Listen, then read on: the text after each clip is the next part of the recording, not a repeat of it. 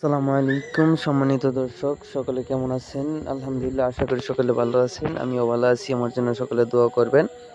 আজকে সকাল সকাল উঠে পড়লাম আরেকটা কাঁঠাল গাছের মধ্যে বিশাল বড় একটা চাক। আরও আগে ২ বার কাটছিলাম। এটা হচ্ছে ৩ নাম্বার কাটা। সকলে দোয়া করবেন। উঠতেছি কিন্তু বাঁশের জন্য উঠতে পারতেছি না, একটু কষ্ট হইতেছে, কিন্তু চাকটা মাশাআল্লাহ অনেক বড়। আশা করি অনেক ভালো একটা মধু হবে, ভালো একটা ফলাফল আসবে। সকলের কাছে দোয়া চাই, সকলে দোয়া করবেন। সব দেখতে থাকেন আমি কিভাবে চাকগুলো কাটি। আমাদের চাক কাটার ধরন কিন্তু ভিন্ন। অন্য কারিগর কিভাবে কাটে সেটা আমি জানি না, কিন্তু আমার মতে আমি সবসময় সেন্টু গেঞ্জি অ্যান্ড শর্ট প্যান্ট পরে গাছে উঠি। আমার এত সেফটির প্রয়োজন হয় না।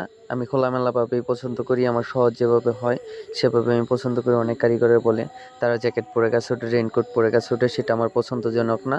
আমার এইটার জন্য ঝামেলা হয়। আর অনেক ভাইয়েরা আছে যে রাত্রেবেলা কল করেন রাত্রে গাছে ওঠার জন্য।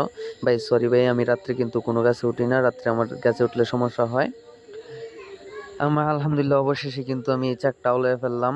চাকের কাছে দোয়া নিয়ে উঠে পড়লাম। চাকটা ওলাবো। চাকটা কিন্তু অনেক পুরান একটা বাসা। চাকের নতুন কোনো মধু কুমড়ি হবে না মধুর। এটা পুরান বাসার ভিতরে মধু হবে, কালো বাসা হবে।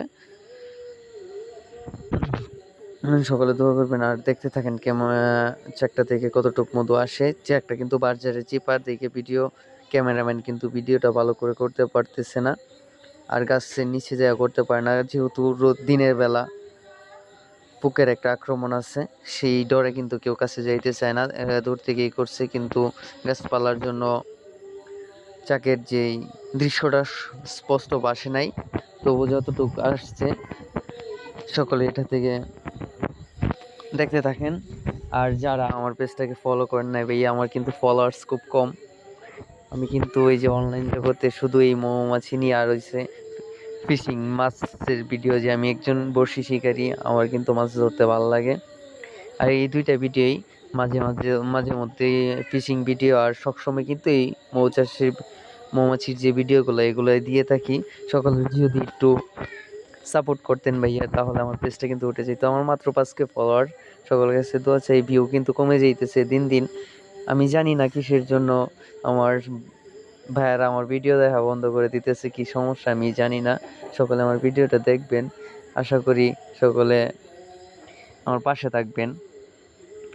যদি আপনারা পাশে না থাকেন, কে থাকবে আমাদের এই অনলাইন জগতে? যে এত কষ্ট করা শুধু খালি আপনাদের জন্য, আপনাদেরকে ন্যাচারালি প্রাকৃতিক দৃশ্যগুলো তুলে ধরার জন্য, আপনাদের মাঝে সেই ন্যাচারাল যে প্রাকৃতিক মধুর যে কালেকশনগুলো আপনারা যারা চান, আমি কিন্তু অবশ্যই চেষ্টা করি মধু দেওয়ার জন্য। কিন্তু যে কোনো সময়